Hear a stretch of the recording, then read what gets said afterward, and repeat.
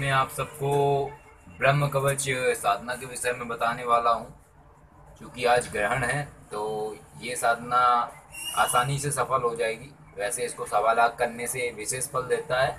और ग्रहण में अगर आप 21 माला या 51 माला इसको करने के बाद इसका हवन कर देते हैं तो ये ब्रह्म कवच जागृत हो जाएगा।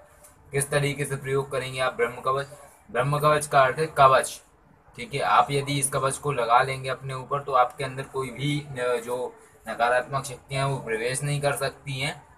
और जो भी दुष्ट शक्तियां हैं वो आपके पास नहीं आ सकती। ब्रह्म कवच जो है तो ये ब्रह्म कवच आपको केवल योगेश्वर महादेव से ही प्राप्त हो सकता है। अन्य शक्तियां ब्रह्म कवच के जो गुप्त ब्रह्म कवच है उसके विषय में बताती नहीं है। तो ब्रह्म कवच से बहुत सारे लाभ हैं। ब्रह्म कवच के माध्यम से आप किसी के ऊपर से नकारात्मक शक्तियां हटा सकते हैं। ब्रह्म कवच अपने ऊपर लगाने के बाद आप अपने ऊपर की नकारात्मक शक्तियां हटाने के बाद अपने आप को सेव कर सकते हैं ब्रह्म कवच में। तो किस तरीके से करना है वो मैं बता देता हूँ। चूंकि ब्रह्म कवच से आप अपनी जो है वो रक्षा कर सकते हैं, लेकिन ब्रह्म कवच का जो एक यंत्र है जो कि ग्रहण पर ही बनता है, और भविष्य में मैं ग्रहण पर ब्रह्म कवच का जो यंत्र है वो बना के उसे सिद्ध करूंगा। तो उससे जो भी व्यक्ति उसको लेने के इच्छुक होंगे वो उसे अगर धारण कर लेंगे तो उन्हें मंत्र की आवश्यकता नहीं रहेगी, बल्कि वो डायरेक्ट उन्हें प्रोटेक्ट करेगा या उनकी रक्षा करेगा। ऐसा होता है कई बार, जैसे बहुत सारे लोग बोलते हैं कई सारे सिद्धों के प्रति या बहुत सारे साधकों के प्रति कि उन्हें काल ज्ञान था या ब्रह्म ज्ञान था, फिर उन्हें भविष्य क्यों नहीं दिखा। ठीक है, तो देखिए ऐसा है कि जब तक आप किसी शक्ति का इस्तेमाल नहीं करेंगे तब तक आपको ज्ञात नहीं होगा कि कहाँ क्या चल रहा है। ऐसे तो माँ सीता माँ को भी सब कुछ ज्ञात था, फिर उन्हें पता क्यों नहीं चला कि ये जो साधु के वेश में है ये रावण है। ठीक है, तो इस तरीके की बहुत सी बातें होती हैं। तो ये जो ब्रह्म कवच है जो मैं साधना बताने वाला हूँ ये सिद्ध करने से कार्य करेगी। लेकिन जब आप सिद्ध करके इसको पढ़ के 7 बार अपने ऊपर कवच लगाएंगे तभी ये कवच लगेगा।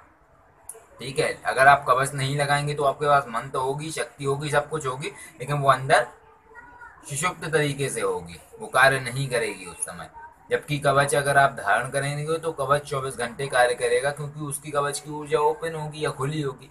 तो इस तरीके की बहुत सारी चीजें होती हैं। अब मैं आपको ब्रह्म कवच साधना के विषय में बता देता हूँ। इसको आज ग्रहण है 7 अगस्त 2017 है आज। अभी ग्रहण शुरू हो चुका है। तो आप अगर चाहें तो ग्रहण में 11 माला करके भी इसकी आहुति कर सकते हैं 1008, या आप 21 माला करके आहुति कर सकते हैं, 51 माला, जैसे सुविधा लगे वैसे कर सकते हैं।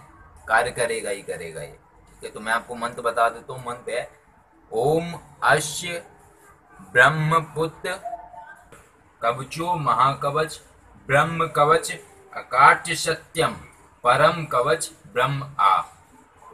ठीक है, हवन आपको किस तरीके से करना है?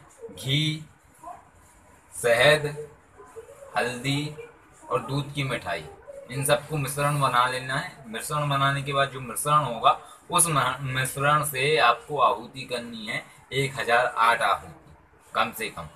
इससे ज्यादा कर सकते हैं लेकिन 1008 आहुति से कम नहीं करना है। इसको करने के बाद आपका जो ब्रह्म कवच है वो जागृत हो जाएगा और आप इसका कहीं भी इस्तेमाल कर सकते हो। मैंने ब्रह्म कवच का इस्तेमाल गुप्त धन खोदने में भी किया है। तो अगर आप इन सब चीजों में इंटरेस्टेड हैं तो आप कर सकते हैं। उससे आपका जो एकत्रीकरण है या क्षय होती है या प्रेत आत्मा जो भी है वो आपको छू भी नहीं सकती हैं। तो ब्रह्म कवच का ये बहुत अच्छा जो है ये प्रमाण है। आप अगर किसी ऐसे स्थान से गुजर रहे हैं जहाँ पे बहुत सारी अतिरिक्त आत्मा है, उस समय भी आप अपने आप को ब्रह्म कवच में सुरक्षित कर सकते हैं। ब्रह्म कवच में सुरक्षित करने के बाद कोई भी आपके आसपास आ ही नहीं सकता है। ब्रह्म कवच का ये लाभ है। और भविष्य में मैं ब्रह्म कवच का जो यंत्र है वो बनाऊंगा, उसको प्राण प्रतिष्ठित करूंगा ग्रहण के समय में। और जो भी अगर व्यक्ति या साधक को बहुत समस्याएं रहती हैं ऐसी अतिरिक्त जगत की आत्माओं से जो कि उन्हें परेशान करती हैं, स्वप्न में डराती हैं, या बहुत सारे तरीके की खराब सिस्टम बना देती हैं उनके शरीर में, तो ऐसे व्यक्ति जो संस्थान स्पिरिचुअल व्याज है तो संस्थान स्पिरिचुअल व्याज से ब्रह्म कवच को प्राप्त कर सकते हैं। और जो ब्रह्म कवच को प्राप्त नहीं कर सकते हैं वो जो ब्रह्म कवच की साधना बताई है हमने उसको कर सकते हैं। उसको करने के बाद लाभ ले सकते हैं।